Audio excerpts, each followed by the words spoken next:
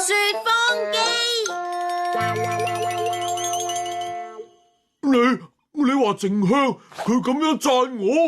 係真噶，佢話你好有男子氣概，又英俊瀟灑。睇嚟靜香佢終於都睇清楚我嘅真正價值啦。我呃你嘅啫。咩話？好惡啊！你居然夠膽呃我！我唔會放過你噶！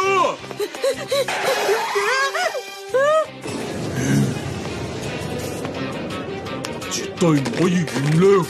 等陣先啊，因為今日係愚人節嚟呀。愚人節又點啊？所以今日就可以講大話呃人咯。如果係4月1號嘅話，你就講得啱。但係今日係4月2號，你知唔知啊？今日係4月2號，冇理由噶喎。既然係咁樣嘅話，你真係好蠢啊！今日其實係4月1號嚟啊，抵你俾人呃嘅。我俾人呃咗，咁唔好彩都有噶。大雄遇到你啊啱啦，有咩事啊？係咁嘅，我爹哋個朋友呢間公司啊，邀請我去試用一下佢哋嘅新產品啊，睇下你可唔可以幫下手咁啫。試新產品？呢個係幫人激發動力嘅手環嚟，只要戴住佢呢，就可以提升集中力噶啦。真係嘅？對眼好似有啲吉吉地啊！呢個就係呢隻手環嘅犀利之處嚟咯，你戴住佢呢，以後就唔怕再瞌眼瞓嘅啦。原來係咁啊，真係好犀利啊！係啊咧，繼續戴啦，然後要講翻感想俾我知噶。拜拜，再見。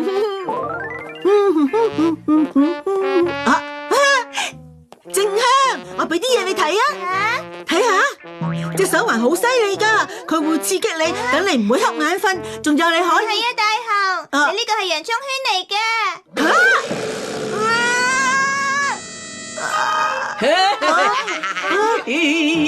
你真係好蠢咧，世上邊有可能有呢樣嘢啊？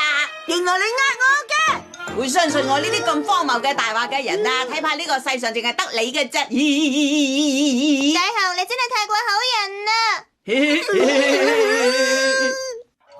我俾胖虎呃完之後，又俾小夫呃，而且仲要喺靜香面前出咁大嘅醜，我真係好唔忿氣啊！我要教訓下佢哋。我勸你就唔好咁樣做啦，因為大雄你係冇可能會呃到人噶咯，想講大話都要有翻咁上下知識先得。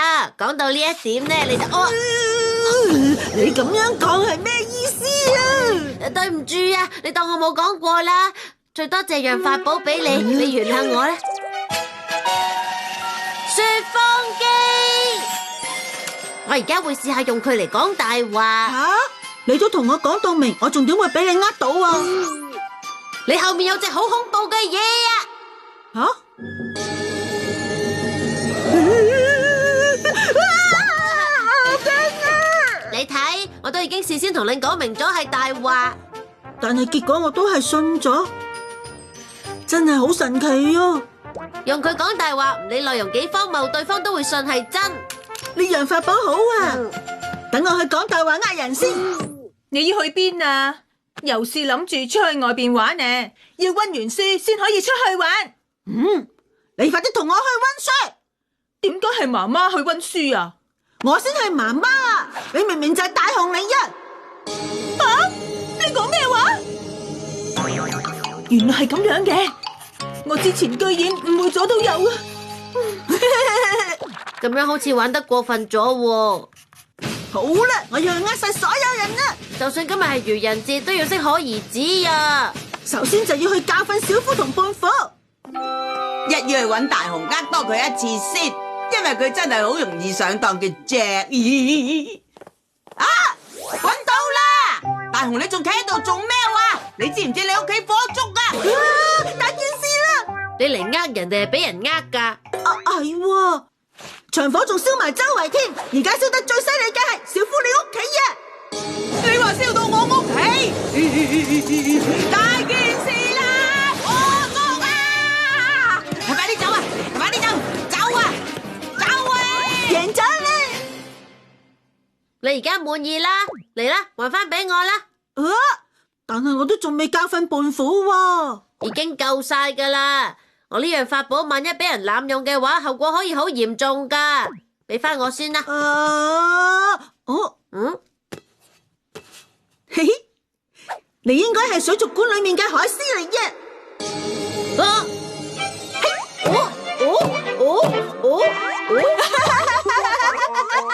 太好笑啦！呢個愚人節真係好好玩啊！你做乜嘢啊？又想走嚟俾我啊？嘻嘻，胖虎，你其實係隻狗，你就係胖虎，係狗嘅主人啊！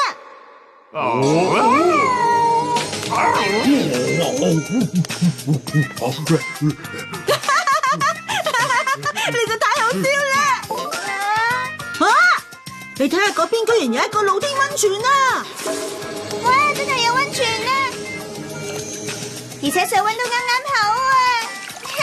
你係一隻馬騮，你係一隻豬，你哋兩個就係雞嚟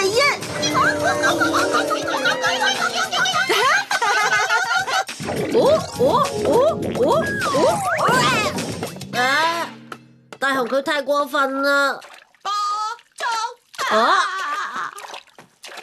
要快啲投食啊！咁嘅，我好耐都冇浸過露天溫泉啦！喂，聽住啊！而家有嚿隕石由天度跌緊落嚟啊！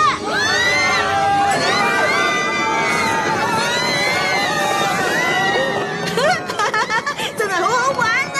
隕石嚟啦，隕石嚟啦！大家快啲走啊！就算係愚人節都唔可以玩得咁過分噶！唉，大家咁容易就俾我呃到，咁樣都唔好玩嘅。玩夠啦，唔玩啦！咪啦，大雄，大件事啦！發生咗咩事啊？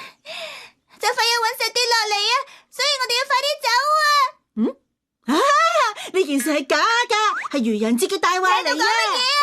你喺嗰邊？喂呀，大雄！你知唔知你闖咗禍啊？因為你講埋咁多奇怪嘅大話，結果搞到雪芳機完全失咗控啊！而家你個大話變成咗事實啦！可唔可以用佢嚟取消翻啊？已經太遲啦，搞成咁樣冇得取消噶啦！如果隕石真係跌落嚟，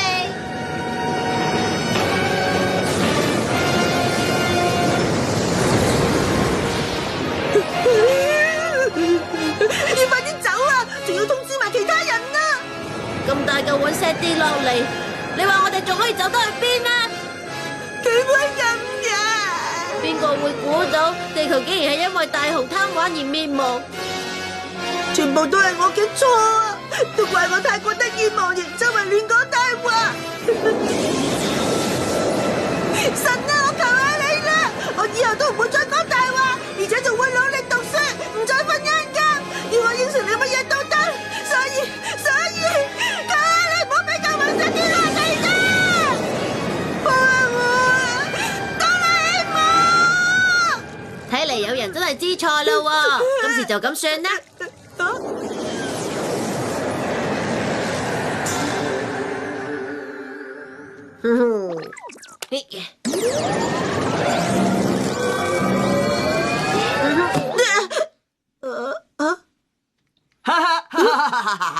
你真係呀，咁容易啊俾人呃到噶？